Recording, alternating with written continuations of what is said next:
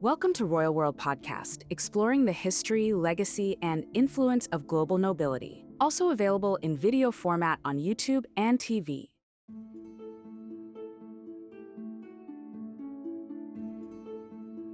They emerge from the landscape like echoes of another time. Majestic fortresses that hold the secrets of kings and queens, of ambition, betrayal, beauty, and power.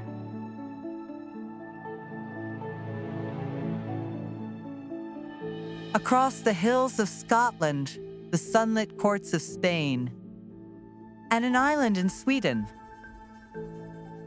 These are not just buildings, they are legends carved in stone.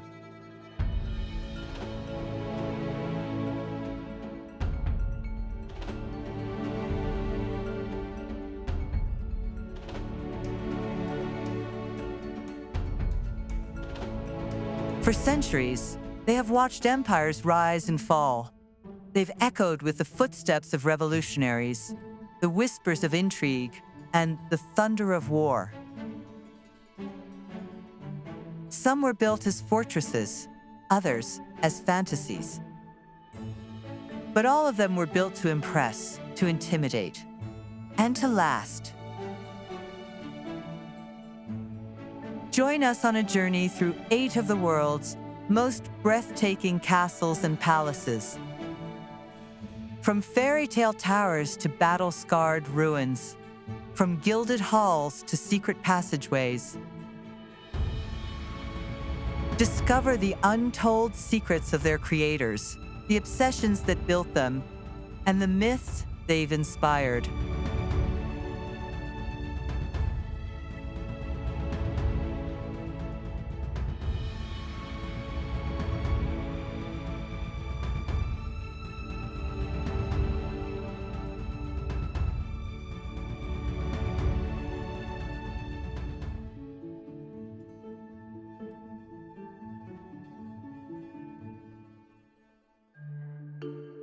High above the city of Edinburgh, perched on an ancient volcanic rock, stands a fortress that has dominated the skyline for over 900 years. A guardian, a symbol, a witness to centuries of bloodshed, ceremony, and legend. This is Edinburgh Castle.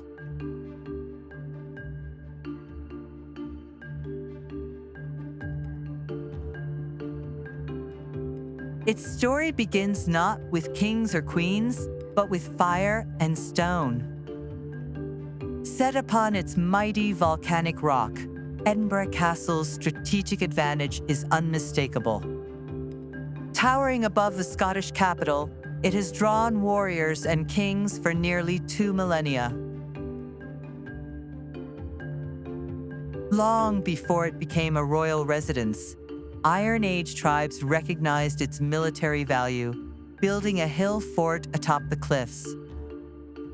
Early medieval poetry even tells of a war band who feasted here for a year, before riding to their deaths in battle.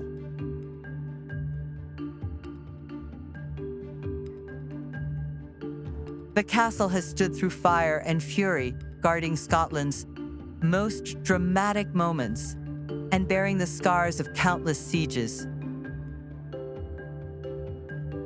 During the Wars of Independence, it became a prized possession, changing hands repeatedly between Scots and English.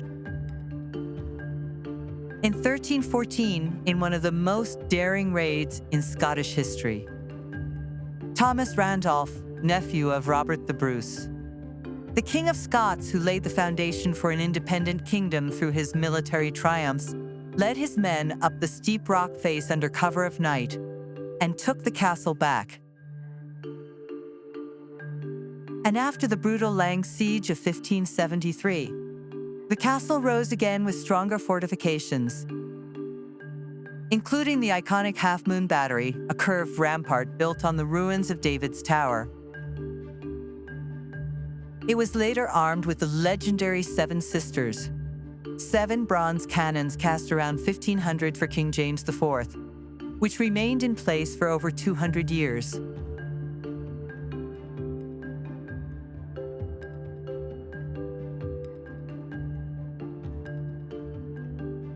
But even these weapons tell only part of the story, for this is not just a fortress of war. It is a sanctuary of kings, a birthplace of royalty, and a symbol of a nation's soul.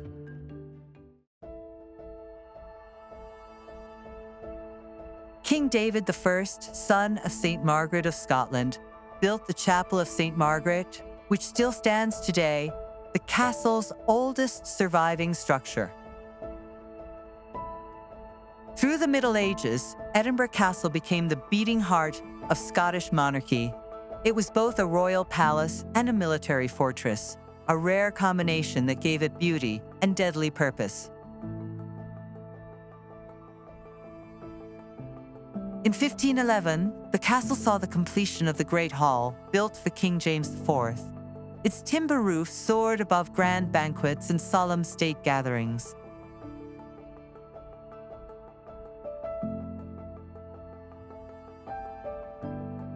But the king would never rule from it. Just 2 years later, he fell at the Battle of Flodden, the last British monarch to die in battle, fighting his own brother-in-law, Henry VIII of England.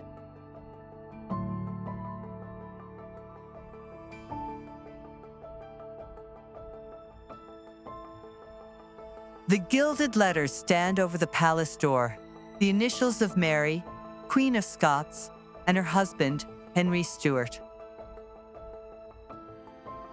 It was here in 1566 that Mary gave birth to her son, the boy who would become James VI of Scotland and James I of England, uniting two crowns under one future. But the royal presence would not last. As monarchs moved south to London, the castle evolved into a military fortress, a garrison, and at times, even a prison. In 1650, Oliver Cromwell invaded and occupied the castle, converting it into military accommodation and defacing royal decorative schemes.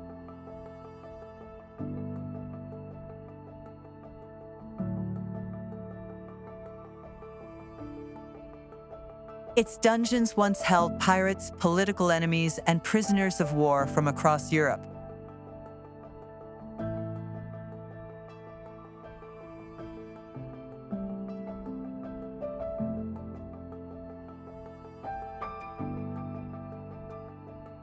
Architecturally, the castle is a puzzle of time. Medieval gates, Renaissance halls, and 19th century restorations, all layered atop the bones of a volcano.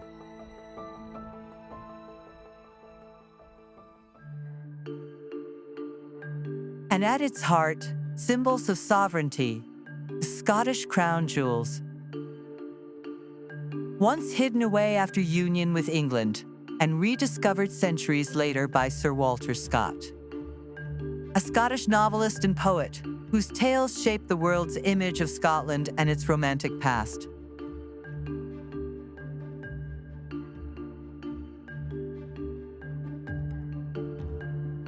In 2023, the honors returned to the spotlight, presented to King Charles III in Edinburgh, not for coronation, but as a tribute to Scotland's enduring identity and place in the United Kingdom.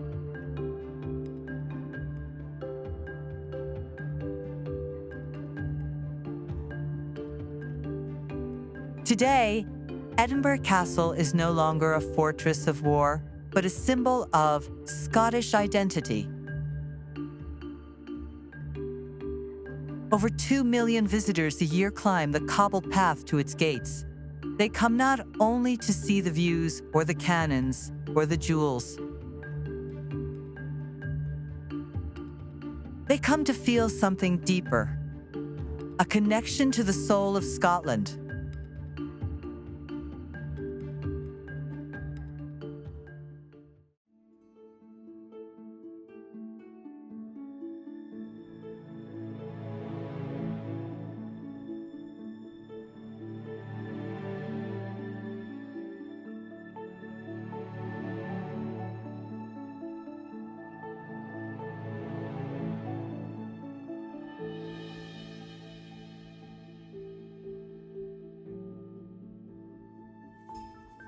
before Versailles became the symbol of French grandeur.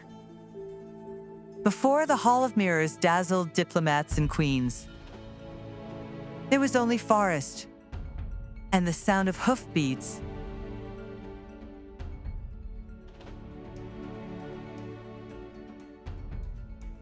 In August of 1607, Versailles welcomed its first royal footsteps when the Dauphin, the future Louis XIII, came for a hunting trip. Surrounded by wild meadows and dense woodlands alive with pheasants, boars, and stags, he discovered more than an ideal hunting ground. He found a quiet refuge.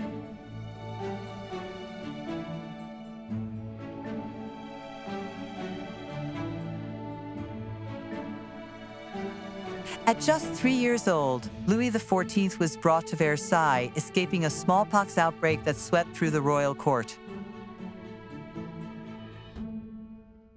He likely remembered none of it, but fate had already drawn him to the place that would one day bear his mark. The boy who would become the Sun King had entered the orbit of a castle destined to become the center of his world. By 1661, Louis XIV claimed Versailles not just as a retreat, but as a canvas. He envisioned a palace that would rival the gods, a political statement in stone. Year after year, wing after wing rose.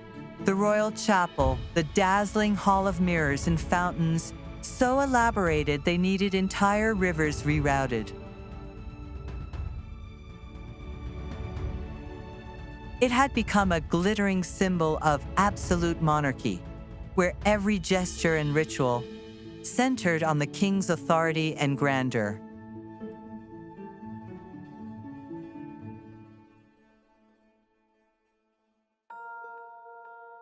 But even the brightest suns must set. After Louis XIV's death in 1715, the palace fell silent.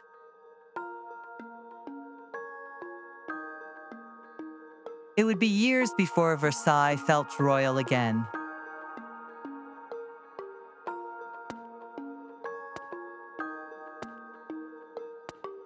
Louis XV returned, retreating from the grandeur his predecessor had so meticulously built.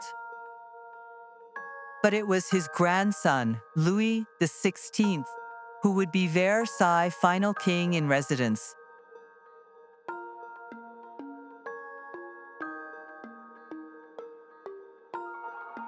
Shy and intellectual, Louis XVI preferred locks and maps to court life, a quiet thinker behind closed doors.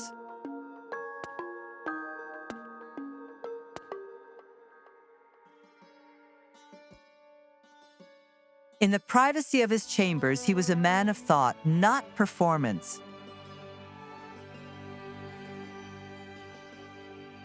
Marie Antoinette, Queen of France, found little comfort in the rigid etiquette of the French court. The people called her extravagant and aloof. But behind the rumors was a young woman desperate to breathe. In 1774, Louis gave her the Petit Trianon, a neoclassical hideaway tucked deep within the palace grounds.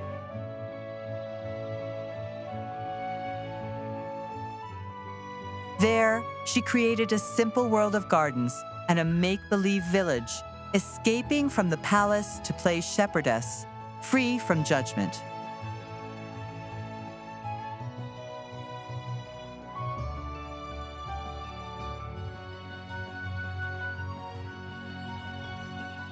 But while the queen played at simplicity, life outside the gates was growing more desperate. France was facing economic ruin. Hunger gripped the cities. The monarchy, cloistered behind gilded doors, seemed increasingly out of touch. Whispers of revolution became roars.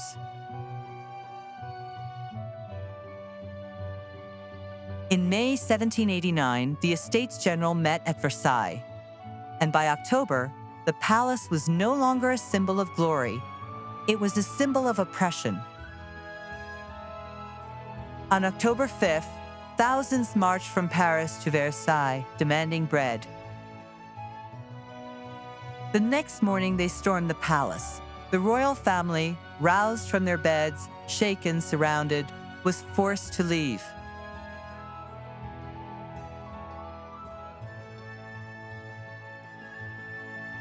Versailles had lost its sovereigns. They would never return.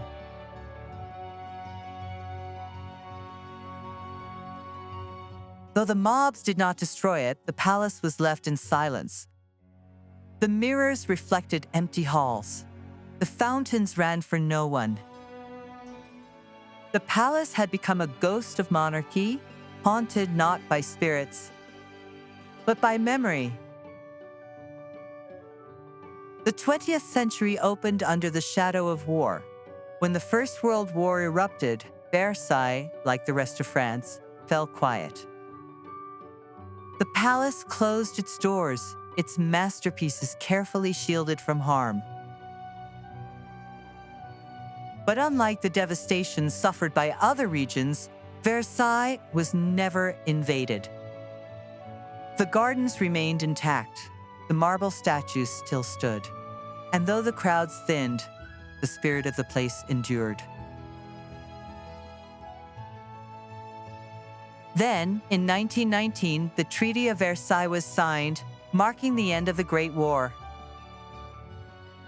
For a brief moment, all eyes turned again to this storied palace, a place where history seemed destined to repeat itself.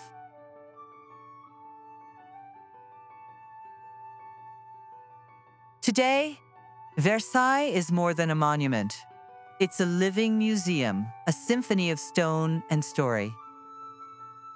Visitors come from around the world to walk its halls.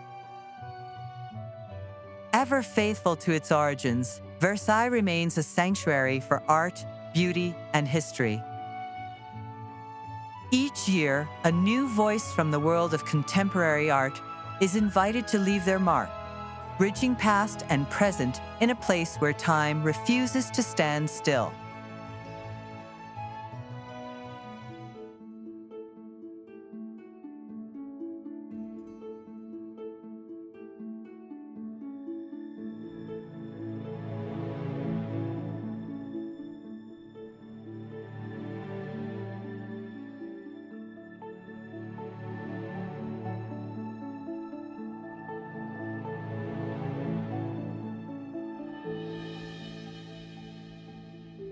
High in the Bavarian Alps stands a castle that feels more imagined than built. Neuschwanstein. Majestic, haunting, unreal.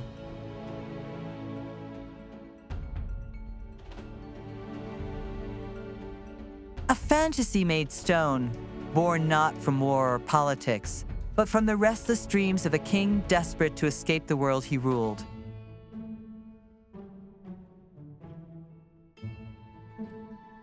In summer of 1868, construction began.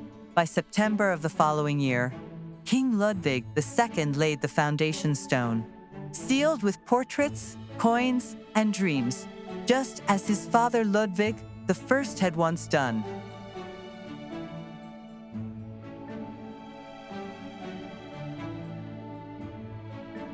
Though it would come to look like a medieval fantasy, Neuschwanstein was built with the most modern techniques of the 19th century: brick walls, cemented foundations, and limestone only for show.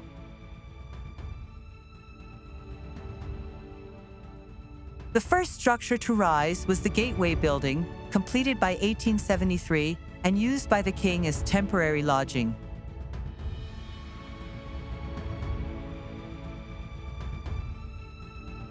The towers and walls rose toward the sky, but Ludwig died in 1886 before it was completed. His fairy tale vision wasn't fully realized until 1892. A castle born from fantasy, realized only after its dreamer was gone.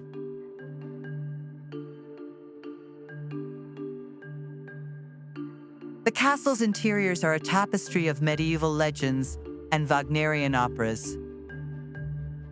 murals depict tales of love, redemption, and heroism, featuring characters like Tannhäuser, Lohengrin, and Parzival. The swan appears throughout the castle, symbolizing purity and Ludwig's Schwangau heritage.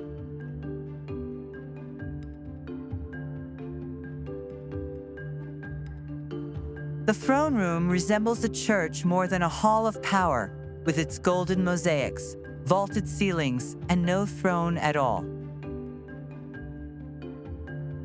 The Singers' Hall, inspired by Wartburg Castle, was built not for royal banquets, but for imagined performances of Wagnerian operas that never came.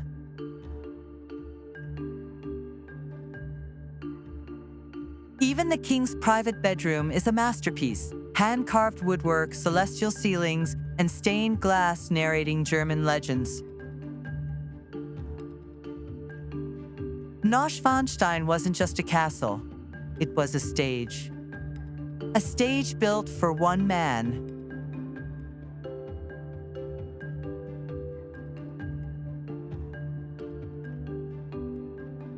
While the exterior of the castle evoked medieval grandeur, its construction was a marvel of modern engineering. It boasted innovations such as hot air, central heating, running water on every floor, and even a telephone system, a rarity at the time.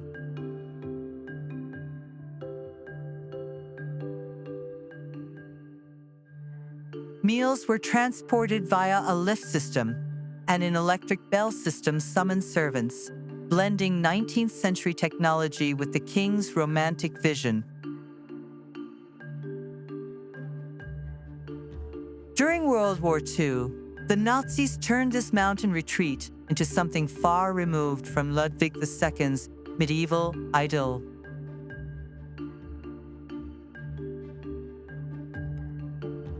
The castle became a secret vault for plundered treasure, a storage site for one of the greatest art heists in history. It was also used by the Nazi task force that systematically looted artwork and cultural property from occupied Europe, especially from Jewish families, libraries, and museums.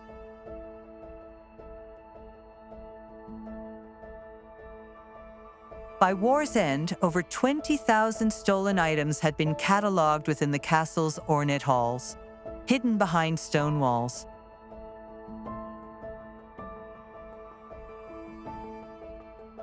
As the Third Reich crumbled, Neuschwanstein was flagged as a priority target by the Monuments Men, a group of Allied officers dedicated to protecting and recovering cultural heritage. Thanks to their efforts, priceless masterpieces and rare books were spared destruction, and many would find their way back home.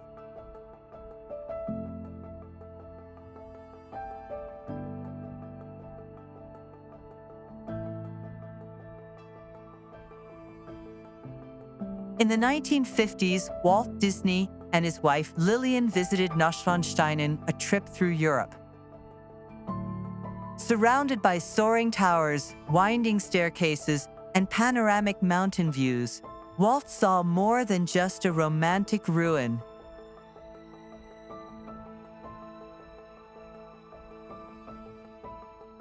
Inspired by the castle's dreamy silhouette and fantastical details, Walt Disney brought its spirit back with him to California. Neuschwanstein became the architectural muse for what would become Sleeping Beauty Castle. First in the 1950 animated film and later as the glittering centerpiece of Disney theme parks around the world. Though not identical, Neuschwanstein's towers and setting clearly inspired Disney's fairy tale vision.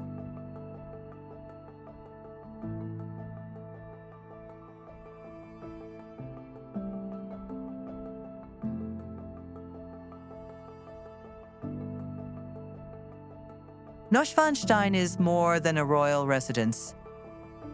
It reflects a king's withdrawal into a world of legend, art, and imagine grandeur, built as much for solitude as for spectacle.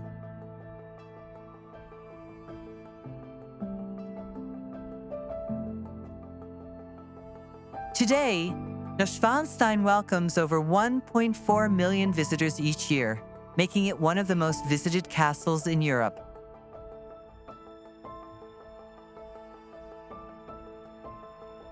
Tourists travel to this alpine perch for its views, towers, and a taste of history blended with fantasy.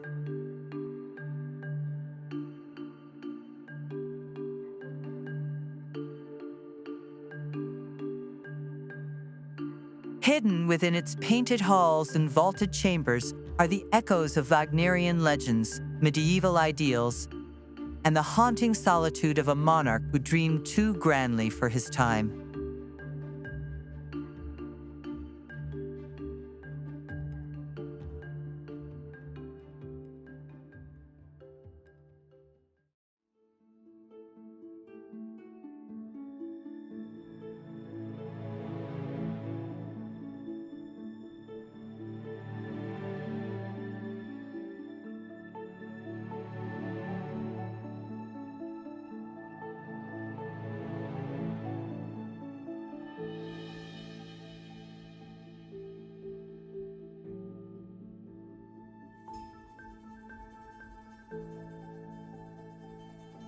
High above the winding Neckar River, cradled by the emerald forests of Königstuhl Hill, rise the majestic red sandstone ruins of Heidelberg Castle, one of Germany's most storied and iconic landmarks. Its silhouette dominates the city's skyline, standing guard over Heidelberg's old town, as it has for nearly 800 years. But the story behind these walls is more than just a tale of beauty. It is one of ambition, destruction, rebirth, and timeless romance. The story of Heidelberg Castle traces back to 1225, when the Counts Palatine of the Rhine first made it their residence. Over the next centuries, Heidelberg Castle transformed into one of the most magnificent examples of Renaissance architecture in the Holy Roman Empire.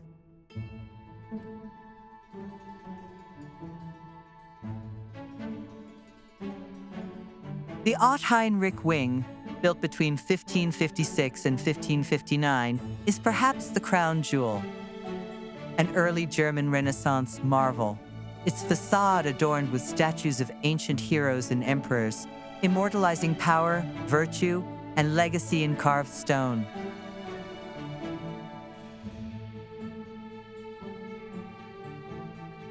But glory has a price. In the late 17th century, the castle fell victim to the French during the War of the Grand Alliance. Once again in 1764, disaster struck, not by hand, but by the heavens. Two lightning bolts ignited fires that consumed what war had left behind.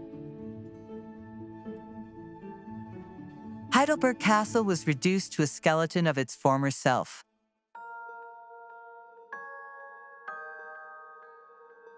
By the 19th century, these ruins became an icon of the Romantic movement.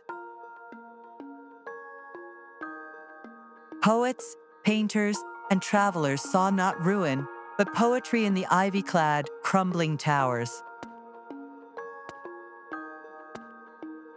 The castle was no longer just a fortress.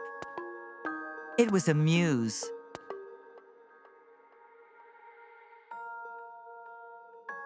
This reverence gave rise to preservation efforts, saving the castle from further decay and ensuring its place in the heart of the German identity.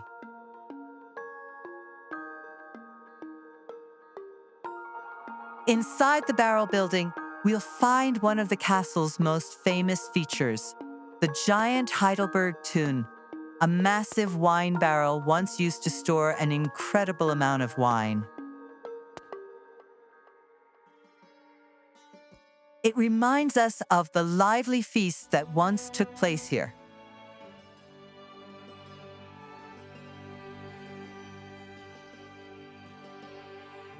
Just next door, the King's Hall was where grand celebrations were held.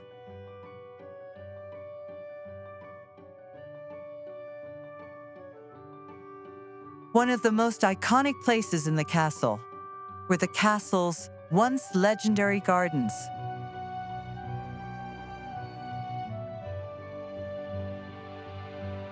Conceived by Prince Elector Friedrich V in the early 17th century, this garden was meant to rival Versailles.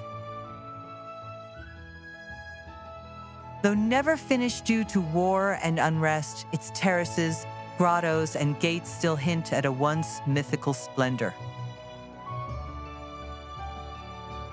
Today, Heidelberg Castle welcomes over 1 million visitors each year.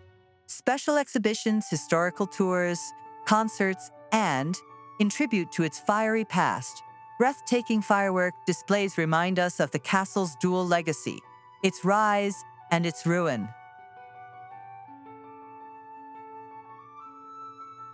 Much has been preserved, more has been protected. The original facade sculptures from the Ott Heinrichs wing now reside indoors, admired up close during exclusive tours.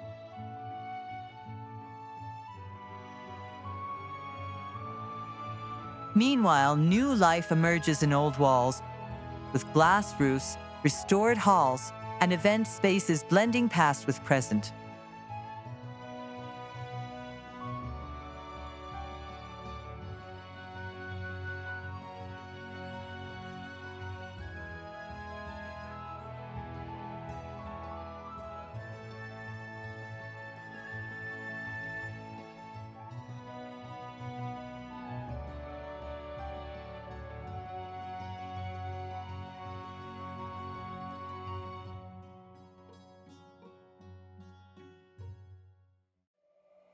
Imagine a place where water dances, gold glimmers in the sun, and every corridor whispers tales of emperors, espionage, and elegance. An imperial fantasy etched into the shoreline.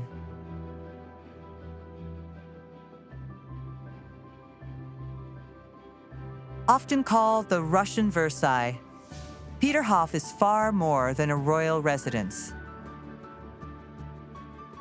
It's an entire world of fountains, art, gardens, and grandeur. A palace complex built to impress not only foreign dignitaries, but eternity itself.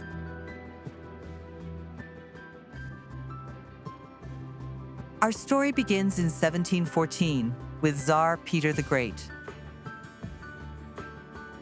Inspired by his travels in Western Europe, particularly the splendor of Versailles, Peter wanted to craft a summer retreat that would rival the greatest palaces of the world.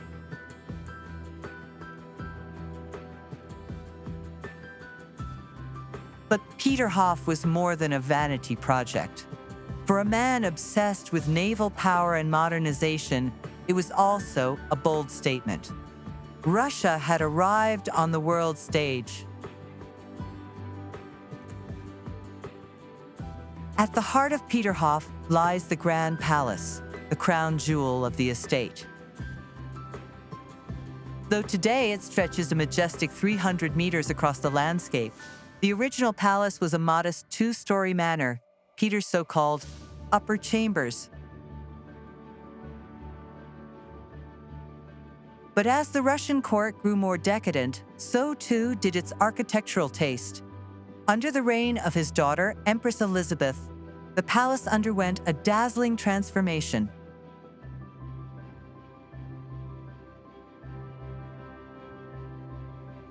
Enter Bartolomeo Rastrelli, the master of Russian Baroque. Tasked with expanding Peter's humble structure, Rastrelli didn't demolish it. Instead, he did something extraordinary. He built around it, weaving the original walls into a new architectural marvel. He added soaring wings, side pavilions, and a third floor. Inside, mirrors expanded the space, gilded carvings glowed, and even Peter's oak study remained a sacred relic amid the Baroque splendor.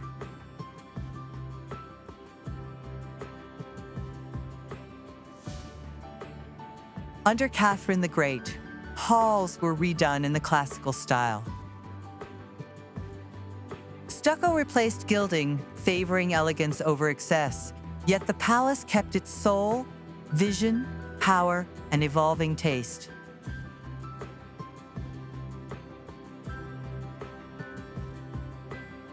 And Peterhof wasn't just for show.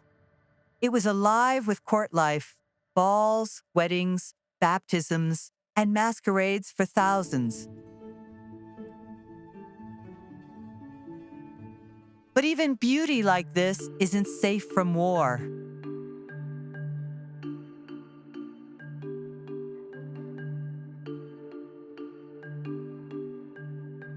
During World War II, the palace was seized, looted, and blown up by Nazi forces. What was left was rubble.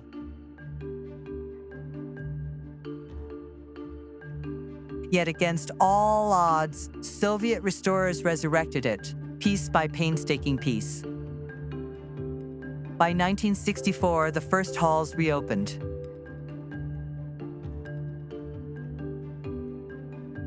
Today, visitors walk through spaces that rose from ashes.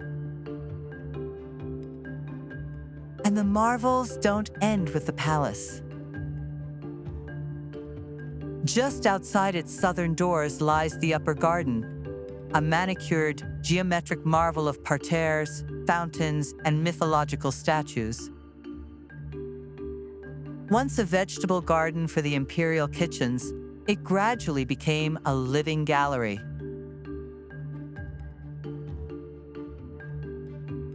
At its heart stands the Neptune Fountain, a grand bronze god of the sea, trident in hand, surrounded by trumpeting tritons and writhing sea creatures.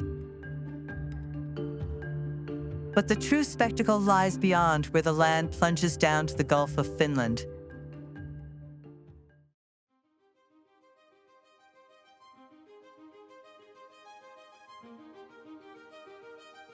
This is the Lower Park, a 100-hectare symphony of nature, art, and hydraulic engineering genius. Over 150 fountains sparkle here. Water flows entirely through gravity-fed systems designed in the 18th century.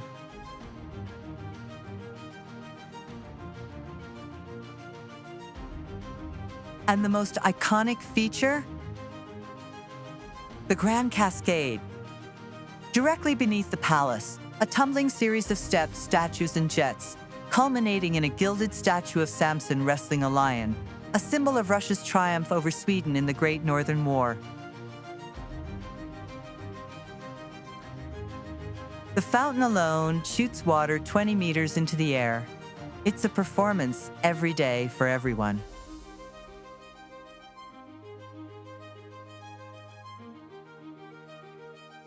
And then, tucked away near the shoreline, you'll find Peter the Great's true love, the Montplaisir Palace. Unlike the grandeur above, this was Peter's private sanctuary, a modest Dutch-style house with tiled walls, a Chinese lacquer room, and even a kitchen where his wife Catherine once cooked. From his study, he could watch the sea, imagining ships bound for the west, bearing the new modern Russia he was building. It's here that Peter's spirit feels closest, not in the gold, but in the vision.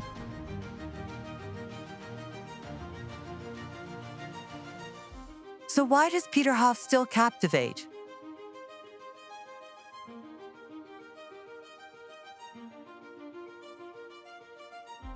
Because it was born from Peter the Great's ambition.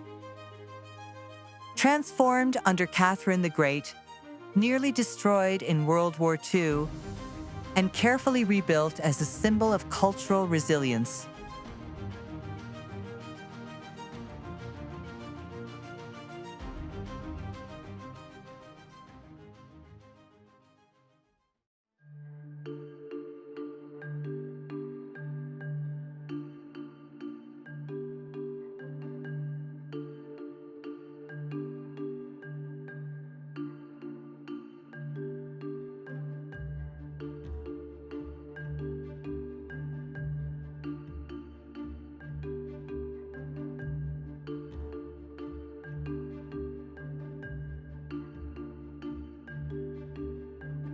At the heart of Madrid, where the city rises with Baroque splendor, stands a palace that's not just a royal residence.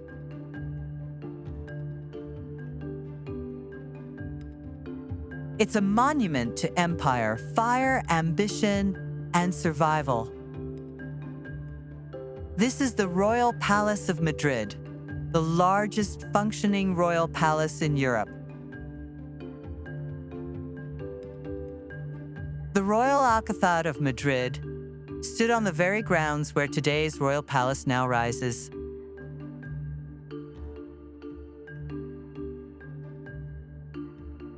Originally built in the late 9th century by Muslim rulers, the fortress was gradually expanded over the centuries, especially after 1560, when it began its transformation into a royal palace.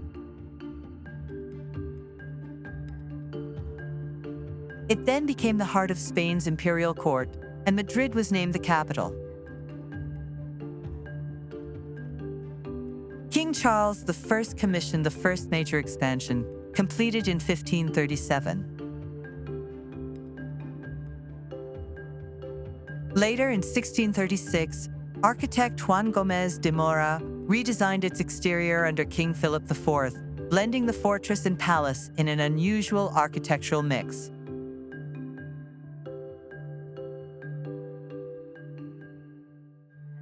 The Alcazar was as renowned for its vast artistic treasures as its historic walls, serving as the residence of the Spanish royal family, until its destruction by fire during the reign of King Philip V, the first Bourbon monarch.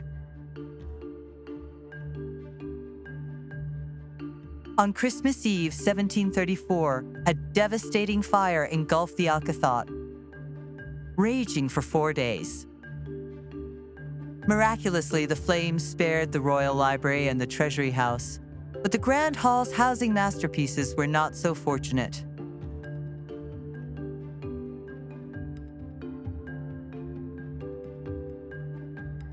Works by Titian, Rubens, Velázquez, Caravaggio, among others, were threatened with destruction.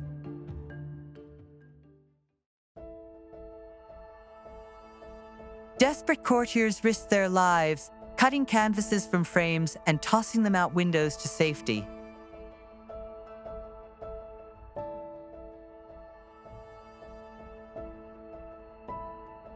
Thanks to their courage, Velázquez, Las Meninas, and the equestrian portrait of Charles V survived, though the latter was darkened by smoke. These rescued works remain among the crown jewels of the Prada Museum today. But many priceless pieces perished in the flames. The first royal resident was King Charles III of Spain, the so-called Mayor King of Madrid. In 1764, he moved in, bringing with him Enlightenment ideals and exquisite taste. He transformed the palace into a jewel of Rococo and neoclassical design.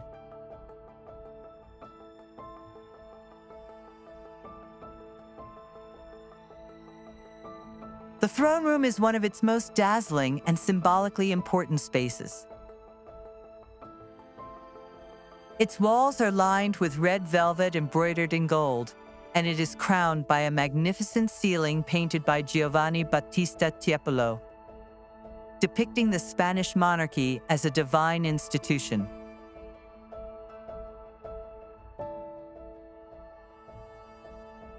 Gilded lions flank the twin thrones beneath a rich red velvet canopy, evoking centuries of royal power. But the room is not just ceremonial opulence, it remains in active use by the Spanish royal family for official state functions.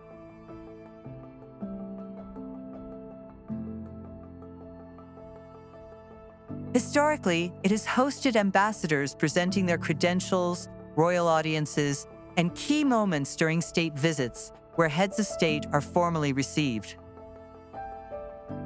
It's also a platform for important speeches or constitutional declarations by the monarch.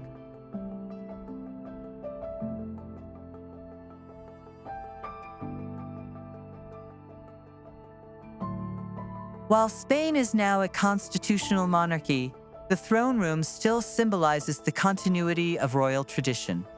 The thrones currently on display were used by King Juan Carlos I and Queen Sofia.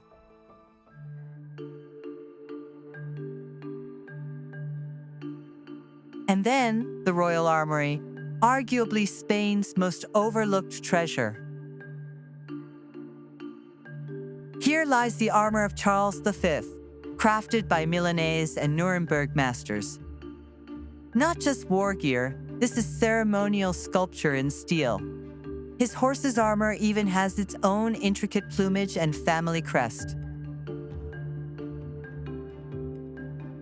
Though no monarch has lived here permanently since Alfonso XIII, the palace remains the royal ceremonial seat. The royal family of Spain don't regularly greet from the royal palace balcony in Madrid. Although it's the official residence, the royal family lives at Zarzuela Palace outside the city. The balcony is mainly used for special occasions like the proclamation of a new king.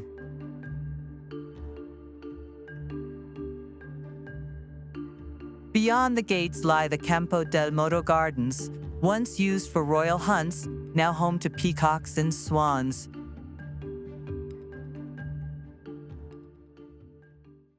It stretches behind the palace over 20 hectares of peaceful greenery. The final redesign came in 1890 during Queen Maria Christina's regency.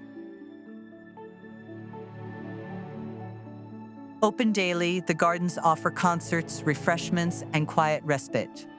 The magnificent view of the palace from the gardens aligns perfectly with its architectural grandeur.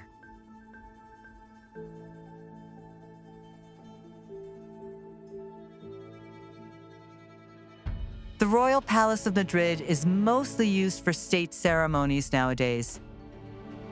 It's also a museum and a cultural treasure.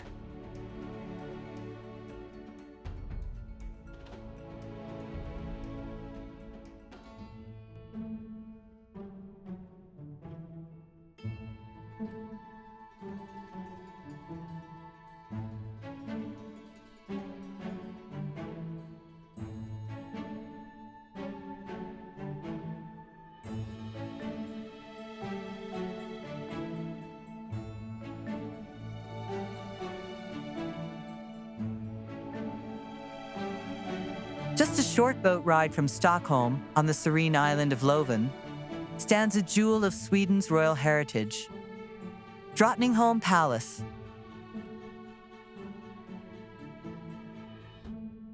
It has served as a place of royal retreat, cultural blossoming, and now, everyday life for the Swedish royal family.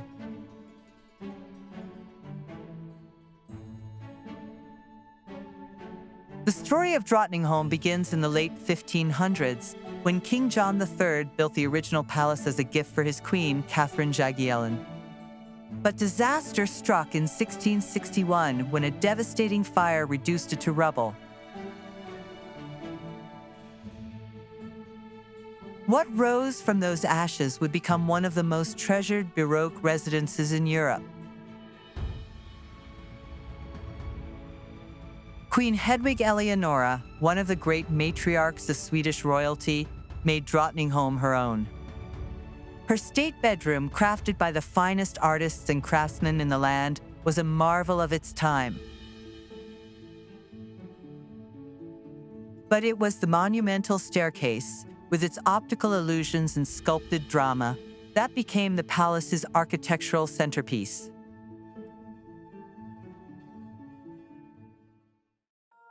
A century later, Queen Louisa Ulrika of Prussia, sister to Frederick the Great, breathed new life into Drottningholm.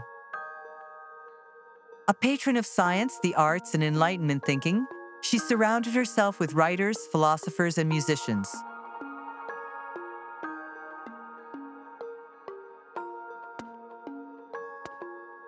With the help of architect Jean Eric Rain, she created the Rococo Library, still considered one of the most beautiful rooms in Sweden.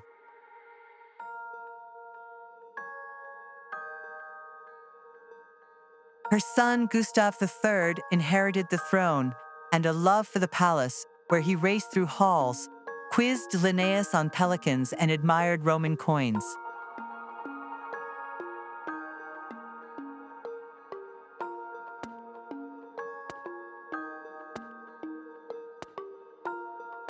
As king, Gustav III added his own flourish, elegant interiors like the Chinese salon, and fine furnishings crafted by Sweden's greatest artisans.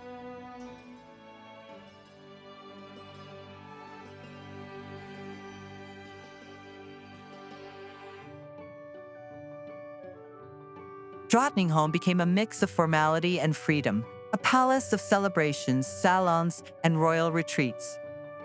Yet, it was also the stage for dramatic endings.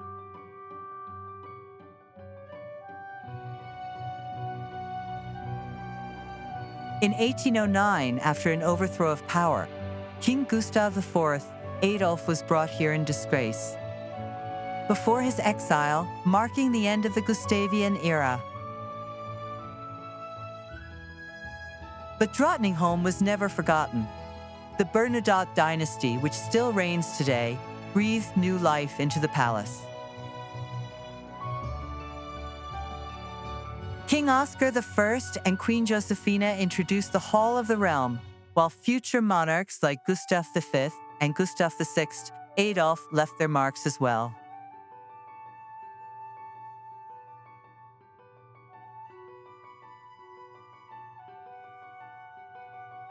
Since 1981, King Carl XVI Gustaf and Queen Sylvia have made Drottningholm their private residence. While much of the palace is open to visitors, there's a wing where the royals actually live, a quieter corner of royal life away from the formalities of the royal palace in central Stockholm.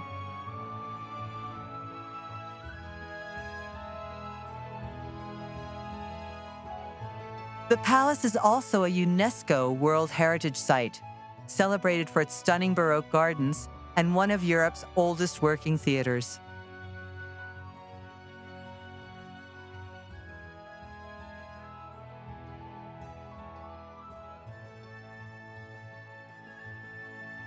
A palace of queens and kings, artists and philosophers, rituals and revolutions. Drottningholm is Sweden's story.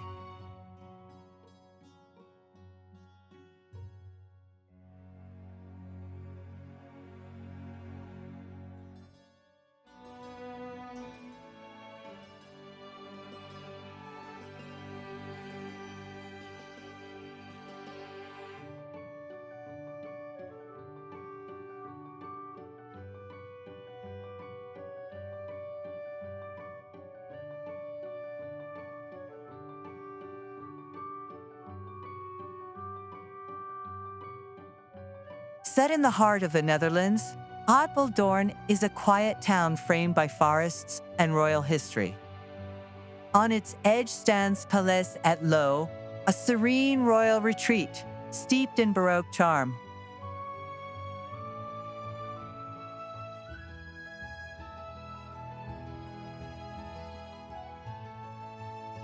The story of this palace begins with Stadtholder William III of Orange, later King William III, the first member of the House of Orange-Nassau to live here. In 1684, he purchased the nearby medieval castle at Oude-Loo, nestled in the Veluwe forest, with a grand vision in mind. His plan was to build a hunting lodge adjacent to it, but what began as a modest retreat would soon evolve into a full-fledged palace. Just 5 years after its construction, history shifted dramatically. In 1689, William III of Orange and Mary II were crowned King and Queen of England, Scotland, and Ireland during the Glorious Revolution. As rulers of two kingdoms, they had to divide their reign. Willem traveled back and forth, but Queen Mary remained in England, never to return to her beloved Dutch palace.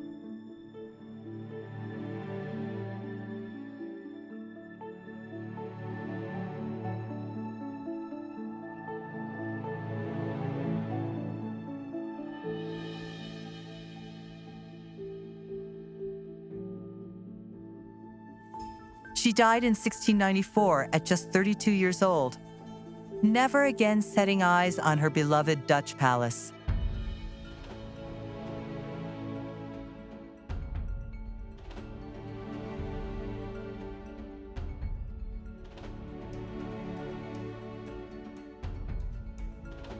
In 1795, tragedy struck again.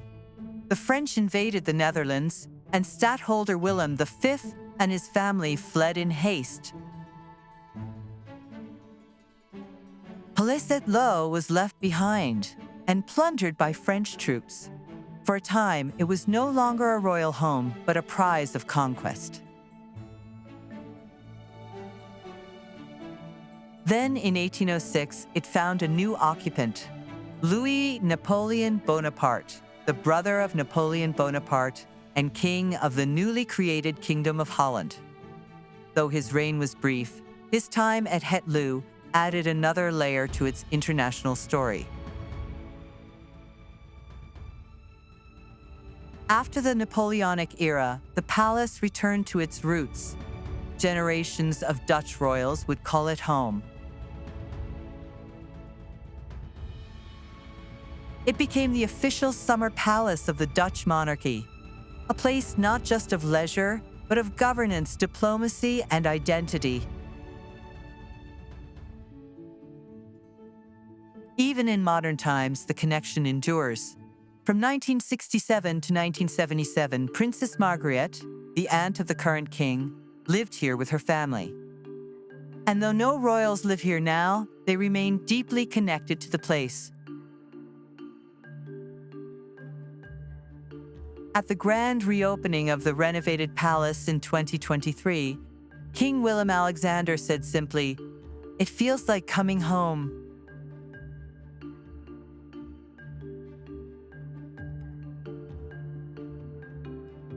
Since 1984, the palace has been a museum.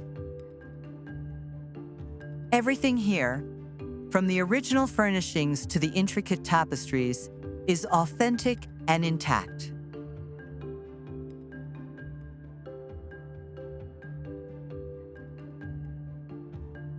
The palace is a living archive of Dutch royal history, with rooms preserved exactly as they were. Each space tells a story, from statecraft to childhood, from exiles to banquets. The restored Baroque gardens are also a highlight, exact recreations of their 17th century design, with symmetrical paths, decorative fountains, and rare plant species. With the help of Dutch and French landscape architects, William and Mary designed these magnificent gardens inspired by Versailles.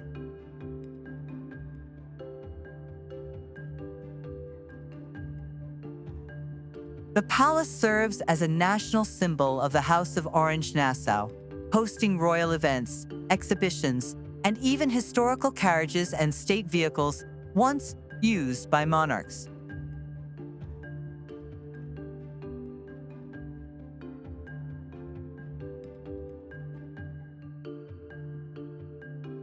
In fact, the Dutch royal family still uses the palace for official ceremonies and occasional family gatherings, while its legacy lives on.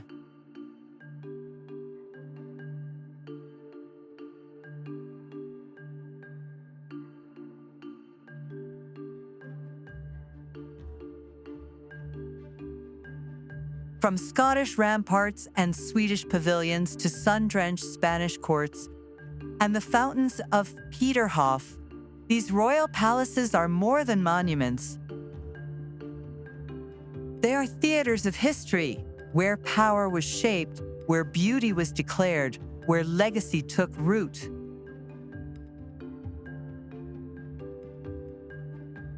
Each corridor echoes with footsteps of kings and queens, poets and soldiers, visionaries and dreamers. Their walls have seen triumph and exile, celebration and war. And through it all, they endure.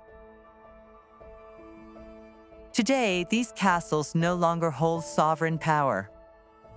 But they hold something perhaps even more endearing: memory. These These are the castles of time. And their stories will outlast us all.